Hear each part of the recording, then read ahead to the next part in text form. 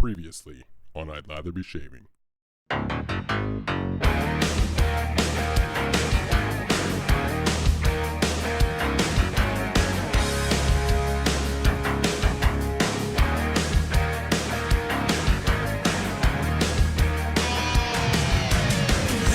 If only there was a way that we could stop it from ever happening. Wrecking Christmas? No, Oh. going down this path, the system razor. Well, let's just go back in time. There's no way to do that. Oh, yes, there is, my friend. What? Check out this new aftershave I'm working on. I call it Futures Past. Give it a whiff. Give it a whiff. Okay. Bought the ticket, take the ride.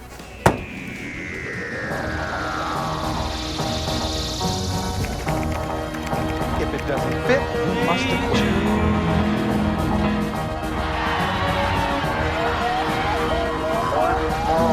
Well, my name is Alf and I'm stuck on birds.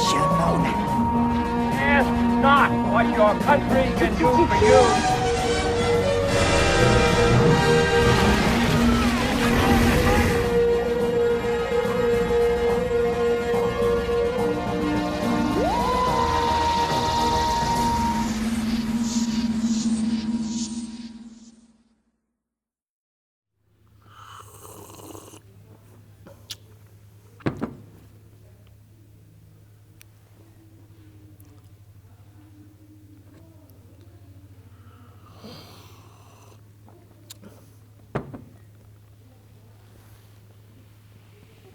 Oh my God.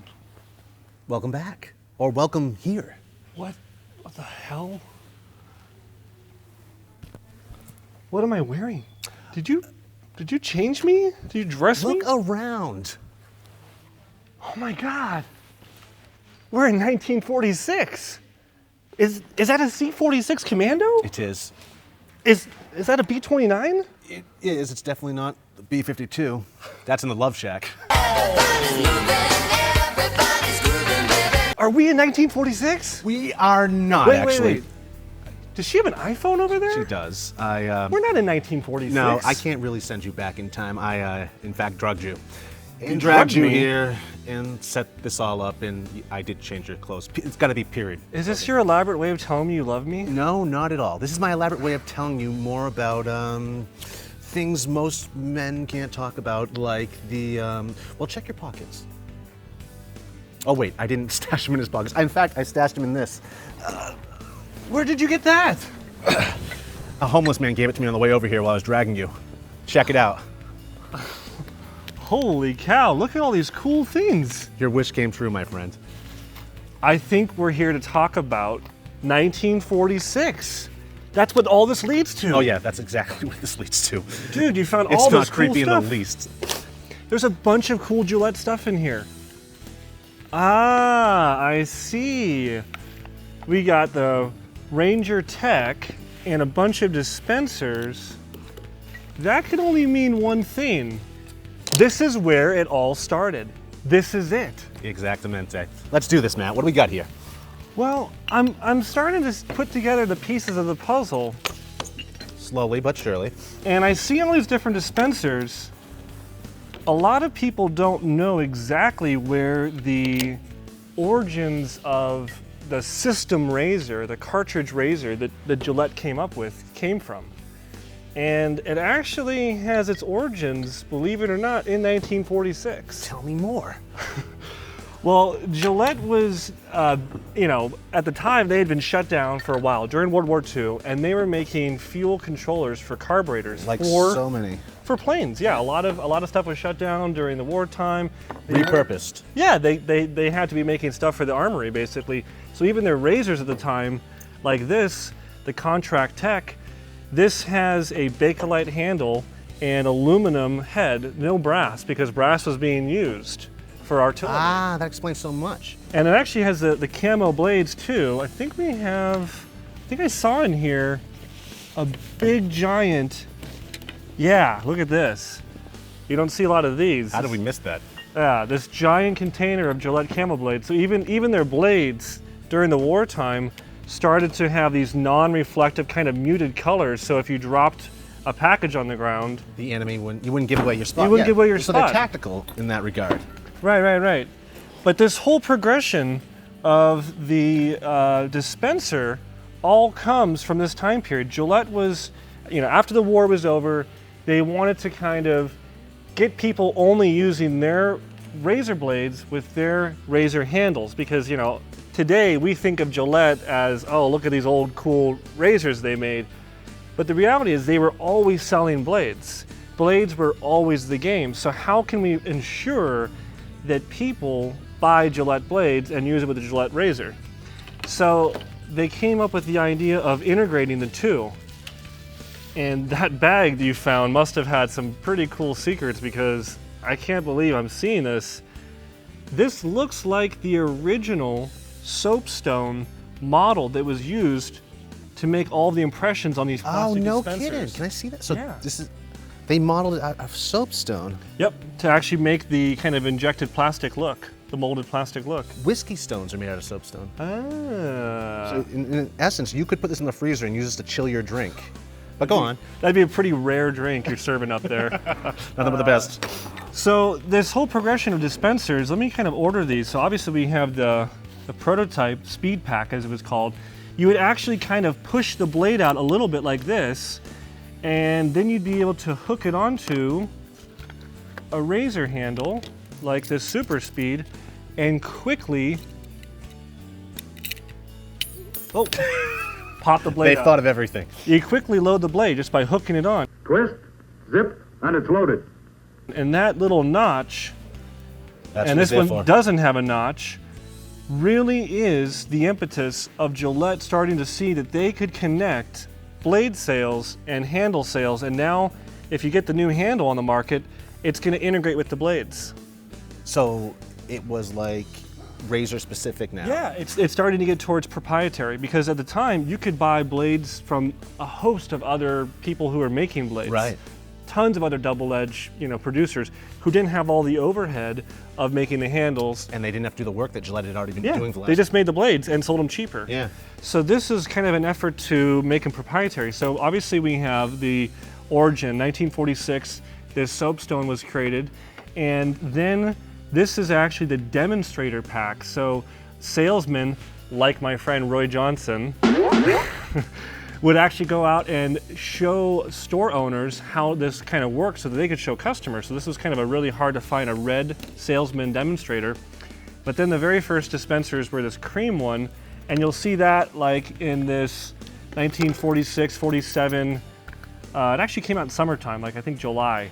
So this is a summertime super speed, and they're actually shown using the dispenser for the first time, whereas other razors from that same era, kind of making a big mess over here, are still, they have the notch, the non-notch I should say, at the end of the T-bar. It's more of a boxed end, and you can see that even the blade has a cutout for that, but it doesn't kind of conveniently hook Right. and drop on.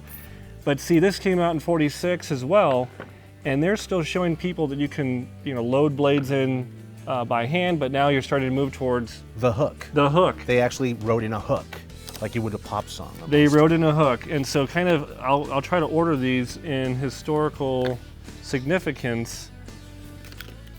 Something like that would be kind of period correct.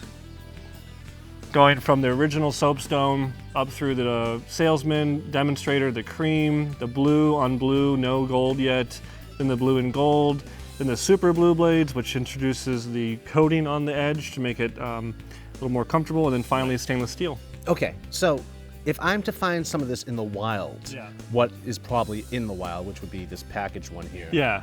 How much would something like that go for? The regular blue packs probably in the $5 or $10 range. The cream one a little bit more. Because that's rare. It's just harder to find. Only was for 1 or 2 years. A couple 46 or maybe 50 or so.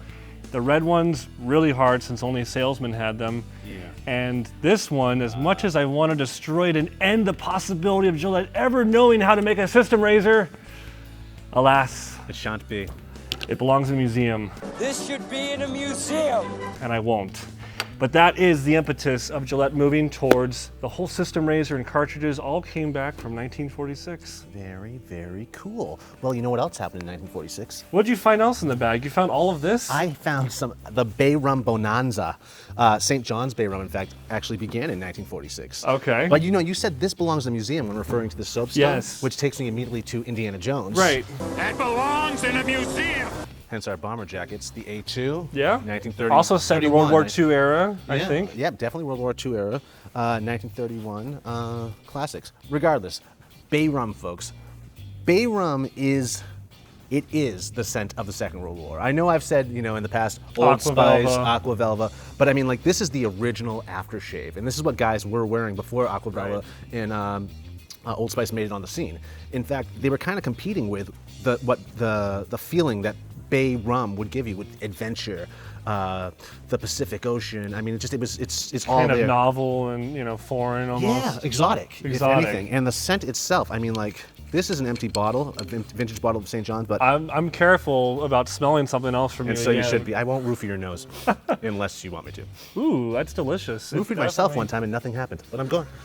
It has a really nice, kind of like aged smell to it. Like it's not as bright. It is and wonderful. Yeah, it's much more subdued now. That is the traditional Bay Spicy? Rum from St. John. And it is Okay. spicy. It's naturally spicy. It's almost clovey. Now because is- Bay Rum is in the clove family, the bay Right. leaf anyways, which is Pimenta racemosa. Not to be confused with Bay Laurel, the stuff you would season your Mediterranean food with. Right. Now, is it true that pirates were kind of wearing this? Is No. that all true? Pirates were actually drinking rum. Okay, so there's no connection with Bay Rum and actual Well, there drinking is rum. kind of. I mean, there's a lot of speculation. Bay Rum, the first Bay Rum was pretty much concocted officially on record in 1838 by Albert Heinrich Rice. He was a chemist living in St. John, and he noticed that the natives there were mixing, because they also work in the sugarcane fields, but they were mixing bay leaves with the rum and creating like a medicine from it, or a tonic. Right. Pretty much a cure-all. Cured depression, cured dyspeptic stomachs, rashes, whatever the case may be, they would cure it with bay leaves. If not, laying the bay leaves on your skin Right. and wetting them, or dipping them in now rum seemed to be the thing. And so sailors, of course, they did want to hide the body odor at some point. Supposedly they were rubbing leaves on themselves, but I mean, I really just think that's a romantic So notion. it I has a think if medicinal chemist- thing, It but definitely has a medicinal thing. It's been very, very much studied. I mean, it could cure headaches. I mean, the stuff is magical bay in itself. It stimulates the head, the hair, the scalp rather, and helps grow hair. Now, too as well. I mean, it's magical stuff. Now, is this something that your average DIY enthusiast can maybe kind of Most- concoct at home from Most some? definitely, and we're going to do that right now. And, Okay. Well, I'm going to show you, in fact, how to make your own bay rum, folks. If you didn't get, Do you have to have a license to do this? You do not. Only if you're going to sell it. But here, I just want to show you some of the classic ones. St. John's, again, is the original. This was produced in 1946 by by a veteran of the war, and he realized that it was going out of production in the 40s, the mid-40s, thanks to Second World War. The Second World War really crushed a lot of businesses down there because there was no space on the ships to send up the bay oil or the clones themselves, or the aftershaves themselves, because it was for the war effort. They Right. were making space. So it put a lot of businesses, Bay Rum businesses in the islands out of commission, St. John especially. But he realized this and said, I'm going to revive this. So in 1946, he was living in St. John and convinced natives that living there to weave palm fronds around the bottle so it would stand out That is really on the cool. market, and started shipping it to the States. And it caught on. MassNav picked it right up and said, we can get behind this. So this was in all the high-end stores. They were selling St. John's Bay Rum and magical stuff. And then you have other companies out of the islands too, like Dominica, imported from Dominica, in fact. Another classic Bay Rum, smell that one. And then you have Masters, for those who know. A little bit more spicy. This one is like an old bottle of whiskey or rum. It's aged to a certain extent. Yeah. This is really good too. This one, it's Masters. This is more of a barbershop type. In fact, so is this one by Lustre. And I can open this? You can open that. These are cheaper versions of Bay Rum. It's a classic scent. They Ooh. don't last as long. This is more of doing the job of an aftershave. Yeah, this is good. This is more like a cologne almost. Doesn't have all these Wow. deep, cool notes. Funny as you should other bring up ones. cologne, because Burt's Bay Rum, or Burt's Bees, put out this Bay Rum in 2000. 2001, I believe this came out, and it was discontinued in 2004, which stinks. It was a really good rendition. I think this is Bay Rum. This is the one. You know, when I compare all of the Bay Rums to Burt's Bay Rum. Really? It really did it well. Yeah. In fact, my Bay Rum, which is somewhere over here, I tried to recreate what Burt was doing, and he's using all essential oils in that. And yeah, if you can, let me read this to you. There's orange peel in there. There's lemon peel, cinnamon. I think the Burt's is a little better. Oil. I think Burt's is awesome. Oh yeah. Oh, it is. I can't. You know, if you see Burt himself on the original tag there, that's my alter ego, I believe. But yeah, notice the differences in colors too. You can tell it's natural ingredients. And this is the bomb. You can find these on eBay still, but again, it was discontinued in 2004. I remember going to the health food stores looking for this stuff, and when it was discontinued, we would stock up on it. Anyone who knew about it would stock up on it. I think I'm gonna have to kind of experience eBay. I mean, like 40 bucks a bottle now, but totally worth it. You know, this is my grandfather's jacket, and now I smell like my grandfather. You probably do. That brings Every it guy right was wearing back. this stuff back in the day. In the 1950s especially, Bay Rum became super popular. So now we're going to create our own Bay Rum concoction. All right. Folks. So What do you pay need? attention. What do I need? A stiff drink. That said, you know, during Prohibition, Bay Rum in the 1920s was they prevented it from coming into the United States. So what the companies did in the islands is they started putting aspirin in it and selling it as like a cure-all instead, and it made its way into the States. And not only did it get you drunk, it also made you feel really good. It cured headaches and all these other things that aspirin My is kind known of for. drink. Yeah. So little history. So we there. need a glass jar. I recommend a glass jar. This one's great because it has a glass top as well. Right. But you can use a mason jar too. Okay. And some fresh bay leaves. You need some pimenta racemosa bay leaves. This one I got from. Like a natural food grocery Got it on store, Etsy, or- but no, you have to look for this online. Sometimes it's difficult Okay. to find, especially last year. It was tough to find these. They were having a drought, or something was going on with the growing of Bay Rum. Okay. Yeah, you pick these up, bay leaves. Highly recommend them. They're pretty pricey for the amount you get, but they're totally worth it. Okay. You could use bay essential oil, which is also pretty pricey, but totally worth it once again. So you probably. It's a good amount. Wow. Yeah, I'd say about 12 to 15 leaves. Okay, let's make some room here. 12 to 15 bay leaves. And now, vodka. All right. Plum red. This is actually 80 proof, but you could go higher if you wanted to. Right. This is going to be the base for the aftershave. That's your alcohol, basically. This is my alcohol. I would, you know, if I'm making this in the shop, I use perfumer's alcohol. But for sake of people making this on their own, Would like Absolute, or not Absolute, what's Everclear? Would Everclear work? Everclear would work well, but not every state allows that for sale, so that's why I'm using the vodka. Now, what I did is I wasn't thinking, I was talking. I would normally break the leaves. It just allows the oil to release from the leaves easier than just soaking it in alcohol. But what I'm doing is I'm going to do, let's see, I'm doing a half cup of vodka. Okay.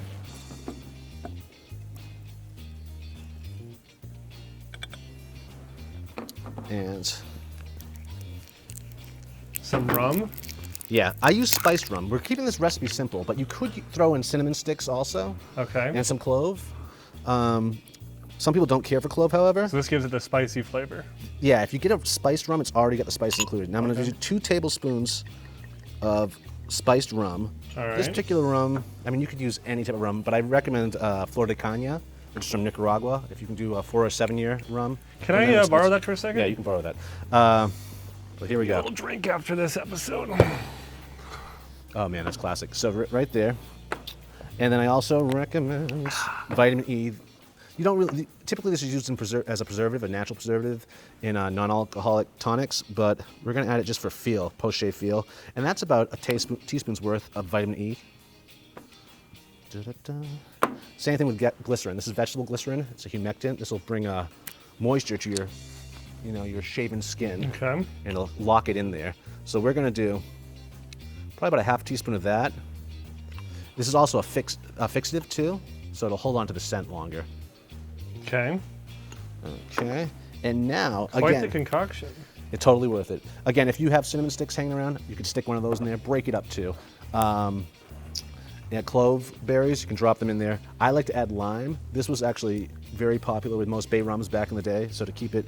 A couple little drops of lime. Yeah, a couple drops. I do about 12 drops. This would be the top note also for the Bay Rum. All we need is a Corona now. Okay, now what you do is, okay, you've got to hide this in a cool, dark place. Not necessarily to hide it, you can tell people where it is, but keep it in a cool, dark place. Like an airplane hangar. Like an airplane hangar. Or maybe underneath the bathroom sink, the kitchen sink. No need to refrigerate it, it's alcohol in there. Let that sit in there for 2 days, okay? Now, after the 2 days are up, you would add, let's see, where's my measuring cup? You would add a half cup of distilled water. Distilled water. Okay.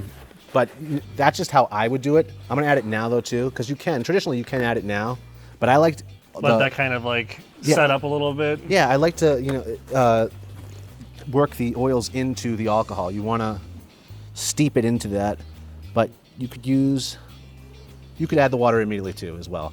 And you wanna let that sit again for up to a month, 4 to 6 weeks. This is a commitment. It really is. Why I like this particular jar, or mason jars, is because it seals and you can shake it up. Every day you want to pull it out when you're in the bathroom shaving and whatnot. That sounds disgusting. And give it a shake. You want to agitate it. So agitate it daily, just like this. When do we Super get to use that little cool mixer? Oh, I brought this just for show. Ah, Yeah, I thought I was going to a bachelor party. Anyways, so that's it. That's how you make your TMI. very own Bay Rum. Can I smell it? No. It's not ready yet, but let's just That was fast forward the Spanish. clock a month and we're still sitting here. Okay, it's almost like I can smell all the different ingredients separately. They haven't blended Now together they got to mingle. They got to get together and shake hands. Right. And that's why you're agitating it too. Okay. All the fragrance chemicals are just, But I can tell that there's potential there. there's a lot of potential here. It's excellent stuff. Folks, if you don't own a Bay Rum yet, I recommend any one of these brands. Again, highly the Burt's if you can pick that up. But for, just for historical reference, it helps to make your own. It really puts you in that mind space. And it's interacting with the Bay Rum. Pseudo-religious experience, if you will. So that's all I got. I think that's all I got. We want to give a real big salute and a real big shout out to Pima Air and Space Museum located just south of Tucson, Arizona. Yes. Pima is one of the largest private aerospace museums in the world. Nearly 300 aircraft are situated on 80 acres of land. They have everything from a 1903 Wright Flyer replica all the way to the brand new Boeing 787 Dreamliner. This place is truly spectacular and we highly recommend it if you are ever in the Southwest. Special thanks to Megan for being our guide and letting us crash, no pun intended. And crash here tonight. They don't know that yet, however. No, it's a surprise. We'll slip them a little rum. Thanks for tuning in, guys. Please like, comment, and subscribe to our channel, and we want to hear from you about future episodes. Thanks so much. Now back to the future. Oh yeah, cheers to that. Oh no, no, no! Salud.